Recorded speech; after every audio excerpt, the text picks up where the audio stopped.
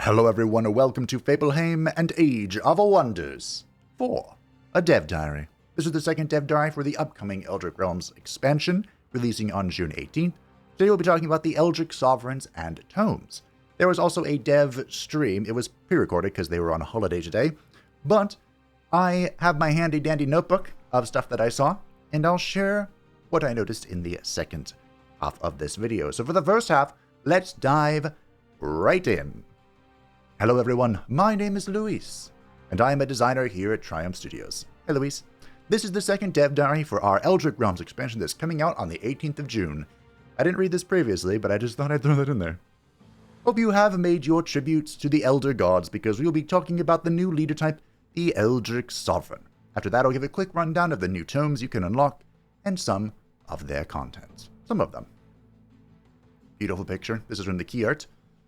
The Eldritch Sovereign is a new leader type you can play as in Eldritch Realms. When a wizard is banished to the astral void, they must endure the torment of shadows. Those who fail the trial are doomed to become lost wizards, husks of their former selves. But some manage to continue growing in power and regain a twisted sense of sanity. Eventually, they manage to pierce the planar veil and find their way back from the astral void, where they enthrall whole populations to do their bidding in order to fulfill their corrupt ambitions. At the start of the game, you will pick what your Eldritch ruler looks like and what relic they use in battle. Each relic is tied to a concept for this leader, defines their starting damage type, and gives one of the initial hero skills from their new Eldritch Sovereign skill tree. The Relic of Mind deals physical damage that bypasses enemy defenses, and starts you with Delirium, an ability that makes the unit vulnerable and uncontrollable. Relic of Flesh is a Relic of Flesh, a long-range weapon that deals blight damage and inflicts poison and decay, and grants the Eldritch Thralls, a hero skill that grants economic skills costing spells. The Relic of Havoc, a long-range weapon that deals fire damage and inflicts a random negative status effect, an Eldritch Phase, which is a free action teleport. And the Relic of Cosmos, which is what they are using in the dev streams, is a long-range weapon that deals fire, frost, and lightning damage, and starts you with the Astral Wisp ritual. So you can summon an Astral Wisp. The Eldritch Sovereign starts with 3 abilities. Spike, which is their long-range attack from their relics. Rebuke, I believe it was 8 range. It's very far. Rebuke is a melee attack that they can use their relic for.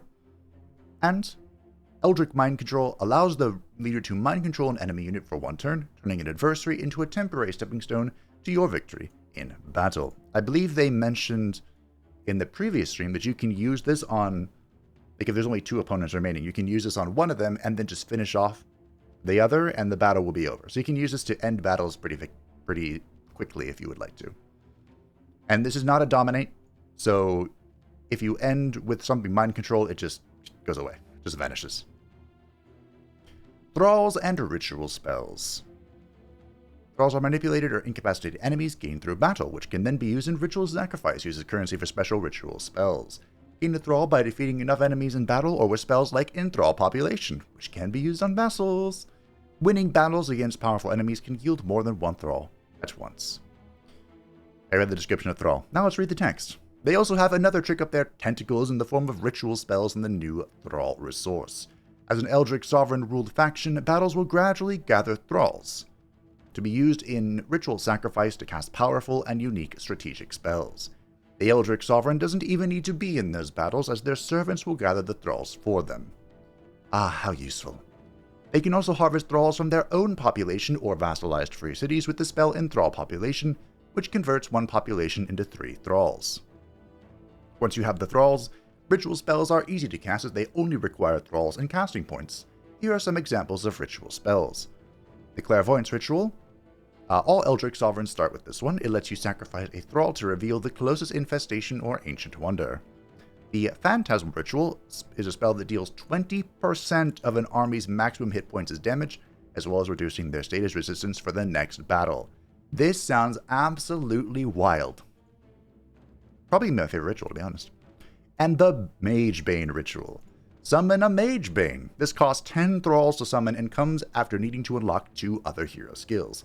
But having a Magebane at your side is a very strong option for this leader. Now, they actually did show a little bit of the Magebane in the dev stream today. So maybe yesterday when this video goes up, I don't know how long it's going to take. The Mage Maiden was nerfed and buffed. Nerfed in that its spell jamming effect is not a pure spell jammer anymore. It works like a regular spell jammer now, so it'll make your enemy spells cost 100% more casting points, but they will still be able to cast spells. But it was also buffed in that it has a new ability. I don't know what it is, they didn't click on it, but it has a new trick up its sleeve, because originally they were kind of just like mediocre brawlers, but yeah, we will see. Thralls can also be used, or sometimes gained, in events. You can sacrifice Thralls to permanently dominate an enemy, give a boost to relations to newly found free cities, or bypass difficult options. We've seen a few of these in the dev streams. They are befriending or swaying this person with their Eldritch Rite of Delirium. Signature skills. For the Eldritch ruler come in two flavors. Specializations, these give a more defined role to your Eldritch Sovereign by giving new abilities and passives. And the Forgotten Tomes, like Lost Wizards, they can get powerful abilities that have endless range in combat. Endless range, you say? What are the ones for the Lost Wizard again? It's like a lightning storm thing. There's like a hex thing. I don't remember. So, minor specialization. At level 4, the leader picks a minor specialization, gaining a new active and passive ability. The minor specializations are Madcaster, focused on spellcasting and random effects. They gain Chaos Pulse, applies an effect to a group of enemies from turning them into animals, making them blind until the end of combat, or if you are unlucky, healing them. Each unit in the area of effect has a chance to roll one of these effects. And the passive is Expert Channeling, a passive that reduces the mana cost of certain spells. I'm pretty sure it's most spells. They showed it in the previous stream, and I think I put it in the previous video. It's 33%, which is a pretty hefty reduction. Mindbreaker. This one focuses on mind status effects and damage. They gain Eldritch Truth, an ability that places the new Madness condition, which, until the end of combat, makes the unit insane while also sustaining damage each turn.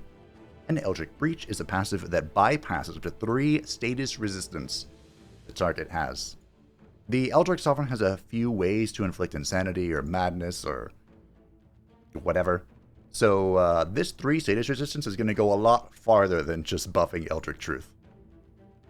And then Fleshweaver. He supports specialization with a flesh modification theme. They gain Possession, increases the damage of a unit by 40% for 2 turns.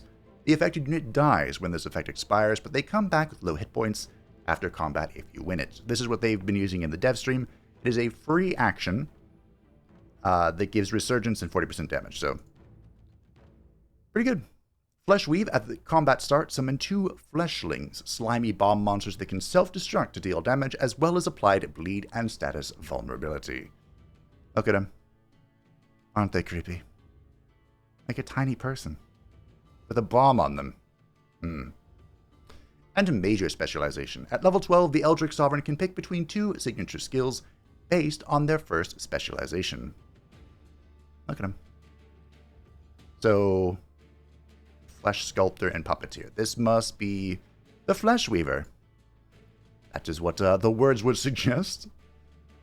The Madcaster can pick Cosmic Caster. Their Chaos Pulse changes to Cosmic Pulse, which reduces the randomness of Chaos Pulse to instead be more damage-oriented, always rolling on dealing fire, frost, or lightning damage. The radius also increases from 1 hex to 2 hex. That is insane. Gain a new passive, Forgotten Tome Mastery, that boosts the damage of the damaging abilities you can gain from your Forgotten Tome signature skills. Ah, so this one is all about just slaughtering people. Havoc Caster. These Eldritch Sovereigns go all in on the randomness and have their Chaos Pulse become Havoc Pulse. It functions like the original, except it applies 2 effects to the affected units. So no hex increase, no radius increase. That would be kind of insane. Gain a new passive, Chaos Channeling. It has a 90% chance to apply a random negative status effect to all damaging combat spells. Presumably this would affect the Forgotten Tome as well. So if they get the Lost Wizard global bomb blasting thing, that would be kind of insane. The Mindbreaker can pick Enthraller. Their Eldritch Truth becomes Enrapturing Truth. This new ability now applies Dominated. Berserk, and increases the target's damage instead of driving them mad. Being dominated means you can acquire that unit at the end of combat. Yoink all of the units. They actually showed off a funny unit in the stream that I'll talk about in the second half of this video, near the end. And this would be very funny for guaranteeing you can acquire it. Gain a new passive, Manipulator, which makes some of your mind-affecting skills like Eldritch Mind Control target an extra target within a certain range of the original target. Okay. Yeah, seems good. Mind Devour. Eldritch Truth becomes Mind-Shattering Truth, which not only applies the madness effect, but also deals physical damage that ignores the target's defenses. I wonder what the chance on this is. Are we talking 60%? 90%? 100%? That could be very good. The passive Mind Rend. The Eldritch Sovereign deals 70% more damage to any unit that has a negative mental status effect such as Berserk, Insanity, Madness, etc. Okay. In the dev streams, we haven't seen the Eldritch Sovereign do too much damage. They've been like a controlling thingy. But, could be good. And finally, the Flesh Weaver can pick Puppeteer. Possession becomes Puppeteer's possession, which can now give the damage increase to 3 allies instead of just 1. I'm assuming it still kills them, though. Changes the Eldritch Mind Control to Puppeteer's Domination, which changes the effect from a Mind Control to Dominated, which means you can keep the unit after combat for a mana cost. Okay. Is it a Domination for the whole combat? Because the Eldritch Mind Control is a one-turn thing. That would determine how good this is. And finally, Flesh Sculptor. Possession becomes Greater Possession. The damage bonus is increased to 80%, while also giving the unit status protection, so they can rampage until they drop. And Flesh Weave becomes Flesh Sculpt. Flesh Sculpt makes it so that instead of 2 fleshlings, you summon a more long-lasting summon, the Flesh Abomination, a tier 3 fighter. Look at him. Isn't he beautiful? Glorious. I wonder if you can actually get a Flesh Abomination, or if it's just... I think you can. I don't know. We'll find out. The Forgotten Tomes. At level 8 and 16, the Eldritch Sovereign picks from a list of Forgotten Tome passives. The way these work is that at the start of combat, they give you one of 3 random abilities related to the Forgotten Tome you picked, and every 4 turns that ability gets randomized and its cooldown removed. The special thing about these is that these abilities have unlimited range in combat, acting almost like combat spells, except that since they are abilities, they cost no mana. For those who fought the Lost Wizards before, some of these abilities will be recognizable, but there is a lot more new ones. So we can see words. The Tome of Sorcery has Cosmic Barrage. I think that's that big AoE. Astral Storm and Astral Rifts. I just got a flashback to Age of Wonders 3 with the Mage Ultimate skill that like opens a rift that just starts spawning random magical crap every turn or something. I hope it's not that. The Forgotten Tome of Arcfire gives Arcfire Typhoon, Blazing Chain Lightning, and Arcfire weapons. Okay. The Forgotten Tome of Curses gives Frost Hex, Fire Hex, and Necro Hex. You have my attention. I don't think we have hexes, do we, in the game? In the Forgotten Tome of Blessings, who would pick Order as an Eldritch Sovereign? Gives Renew, Blessed Champion, and Blessed Judgment. I'm assuming Blessed Champion is the same thing as the Salvation Tome, which is like a single target damage boosts, strengthened fortune thing. Could be, could not be. And the Forgotten Tome of Pestilence, which is Rot Away, Mass Plague, and Debilitation. Is there something with Mass Plague in the game, or is that a mod? Anyway, that sounds fun. That's all I want to say for now on the Eldritch Sovereign, and I am not even going over all the new hero skills unique to the Eldritch Sovereign. Tentacled Escape, one of the master hero skills of the Eldritch Sovereign, has my favorite animation in the entire game so far. Wow, that's a bold claim. And we are not done yet. Up next is the Tomes. I believe Tentacled Escape was highlighted in one of the dev streams, and it just like, if the Sovereign dies in combat, he escapes and then comes back. So it's like Resurgence. The Tome of Tentacles. The Tome of the Tentacle. Which is true. This is a tier 1 tome focused on summoning and using tentacles to restrain and damage your enemies. It has a new status effect, Constricted, which deals 10 physical damage each turn while immobilizing the target. A lot of the units from this tome apply this effect. You can also have your mages and support units apply it with their attacks, with the Constricting Focus unit in Enchantment. This is what they've been using in the dev stream. It seems very good for Mystics with the Constricting Focus enchantment, because 1, you can use this on your many battle mages and supports to kind of keep them safe, but 2, being able to conjure a tentacle, it's like just put things in the way to keep your squishies safe is good, and 3, I suppose if we're keeping the theme running, the Constrictor is a tier 2 polearm unit.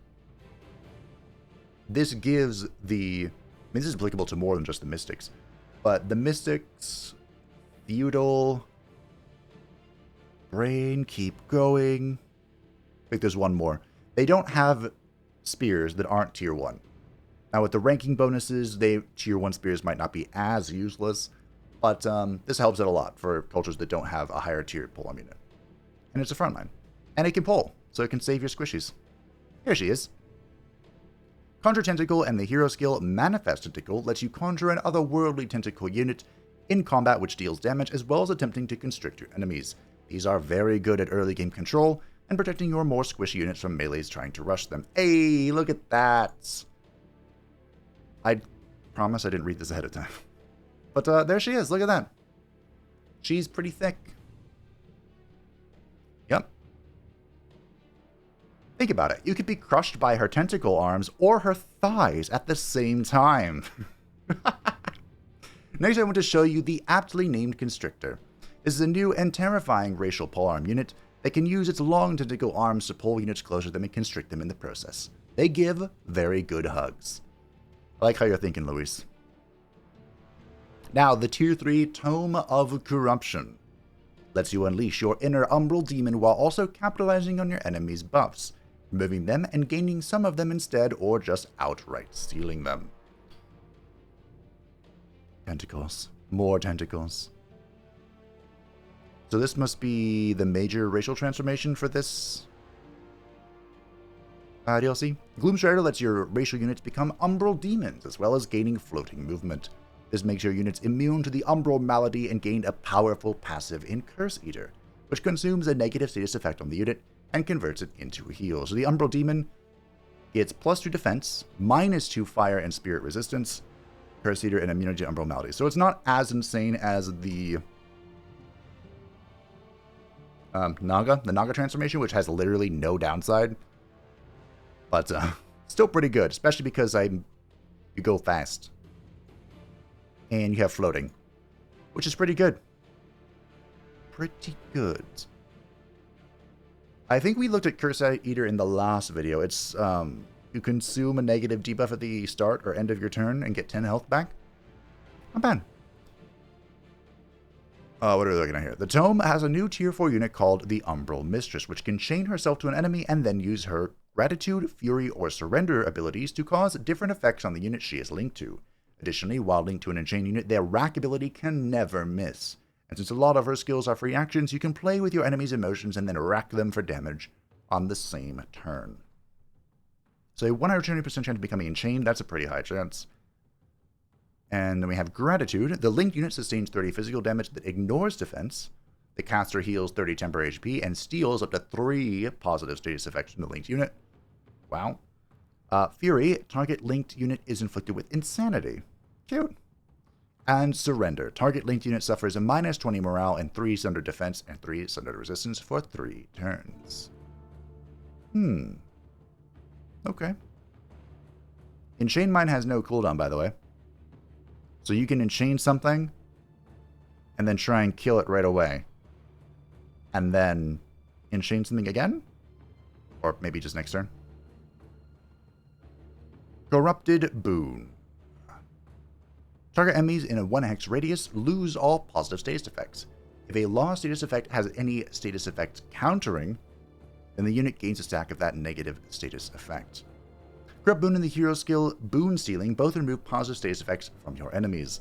The first by turning them into their opposite, so for example, Regeneration would turn into Poison, and the second by giving your heroes attacks the ability to steal them on hit. I forgot Poison counted regen. I don't know why. I was thinking of Strength and Awakening, but hey. That works too. And the Tome of the Cleansing Flame, which was teased in the first stream. Accidentally, kind of.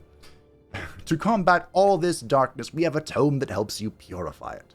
Cleansing, and Cleaning Flame, I guess, is all about making your units zealous while burning your enemies with the new Cleansing Flame hazard. Is Cleaning Flame going to become the new meme? Could be. So Cleansing Flame. Units passing through or ending their turn on this hex, so it's a terrain effect. Non-Zeal or Faithful suffer burning. Zeal or Faithful units lose 1 negative status effect, and Condemned units lose 1 positive status effect. I see. Does this give Faithful or Zeal if your target doesn't have it? This hazard burns those who are not faithful or zealous while removing negative conditions from those who are. Additionally, Condemned units lose their positive status effects when they are burned by the flames of the righteous. Flame Herald's Consecration. All burning ground becomes Cleansing Flames. Slain enemy units create Cleansing Flame for 3 turns. This is the hero skill. Not only creates Cleansing Flames as your enemies die, but any burning hazard created in combat become a Cleansing Flame hazard instead, making it a powerful combo for those who pick the Tome of Pyromancy or have other abilities that place burning hazards. I didn't even think about that. My mind was caught up on this whole non-Zeal, non-Faithful thing. Like, do we have to combo with the Tome of Zeal? I picked the Tome of Zeal already in like every playthrough. It's like, I'm gonna try something different, you know? Go Faithful, I guess. The Pyre Templars, look at them. A tier 4 polearm. My oh my. Let's say cleave. Let's read. The Pyre Templar not only looks amazing, but they are the Cleansing Flame come to life, and were tailor-made to fight the corruption of the Abyss. This tier 4 polearm unit has a fire cleave that mows down enemies in a 1-hex cone, while the Pyre Cloak burns all adjacent enemies and creates cleansing flames all around them while putting the Templar in a defense mode. Huh. So what you're telling me, I could throw a Pyre Templar into the middle of a blob, Cleansing Flames, or Pyre Cloak, assuming it's not a 3 AP action, put him in defense mode. Give him Retaliating Growth from the Tome of the Tentacle that we saw in the last stream, which gives him infinite retaliations, and Unflankable, and Master Defenses. And just have him go to town on something. Also, they nerfed the... Is this repeating? Because they nerfed the Golden Golem to not be repeating. It used to be repeating cleave. They got rid of that. Interesting. Interesting. I have a feeling we could be best friends, Mr. Pyre Templar. The Pure Flame Staves. Makes base magic attacks of enchanted units gain base 60% chance of inflicting condemned. Create cleansing flames on the target hex for 3 turns. And effects are increased for non-repeating attacks. So this makes magic attacks have a chance to inflict condemned, but always create cleansing flame on target hex? You better hope you have a Zeal or Faithful team here. And Flame Blessed Champions makes base melee attacks of enchanted units gain a 60% chance to inflict burning. If the target has 5 stacks of burning, it creates cleansing flame on the target hex for 3 turns. Effects are increased for non-repeating attacks. Question. If you have... Oh, no, I was going to ask if the flame weapons from Pyromancy, if you have that, would the ability to inflict burning double, but I'm pretty sure melee attacks don't do that anymore. They just benefit if a target is already burning. It's just the range that inflicts burning. Okay, I thought we could do something cute and get like double burning affliction. Okay. To let your other units in on the fun of purifying the darkness, Pure Flame Staves and Flame Blessed Champions both allow your units to create cleansing flame hazards. In addition, the former allows your mages and support units to condemn your enemies, and the latter lets your melee units burn them to a crisp. There's a lot of content to explore in this new expansion, and I could not go into detail on everything with the dev diary, but I hope you liked reading about it. The Eldritch Realms expansion comes out on the 18th of June, so make sure you do not miss out on all this content. Indeed, and they confirmed there's another dev stream next week. I don't know if there'll be another dev diary. There could be. Who knows? There probably will be. But, interesting. Interesting. I'm not sure how much wombo comboing there'll be between... I mean, obviously, Tentacles and Corruption go together like two peas in a pod. But, as Slanesh would affirm. But I'm not sure about Cleansing Flame. Is there a world where you just grab Cleansing Flame for the Buyer Templar? Because Tier 4 Polearm unit is exceptional. Polearms are good, and they are very rare at high tiers. I think the only other Tier 4 Polearm is the Ancestral Warden, right? From Primal? I think so. And you have the Golden Golem at Tier 5, but he doesn't repeat. We don't know if this guy repeats either. I'm assuming that number looks like it repeats. 772. It's hard to say. But there's no need to say because now we're moving on to the dev stream. And as a reminder, this was a pre-recorded dev stream. But they still talked a lot and showed off a bunch of stuff. And they'll be back next week in person. So, at the start of the stream, they showed off a little bit of stuff on the front end. Primarily, you can now create an unknown realm filled with unknown traits that has a surprising amount of features. You can disable potential realm traits. It could be randomized. You can select them individually if you'd like. You can set the complexity of the potential random traits. And the traits will reveal themselves in your map once you interact with a modification thanks to the realm trait. So, the example they use, if you randomize a presence trait, one of the story things going on, it would reveal itself when you met the presence. Or you can just turn it off like I would do because presence traits are okay. I'm just waiting for the day I can make my own, you know? They showed off some of the Cuticle Insectoid customization. The Insectoid obviously inspired by the Cuticle of Planetfall. They look very good. I like them a lot. And, you know, we may see Daddy Anubarak. Of course, he's not an Eldritch Sovereign, but... Or could he be? Anyway, Umbral Disciples was shown off, which gives you benefits that normally need to be earned from an Eldritch Pact. This is all about, you know, being able to traverse the gloom on your own. You get the Altar of Marching Gloom, which I'm assuming is an SPI, to spread gloom on your own.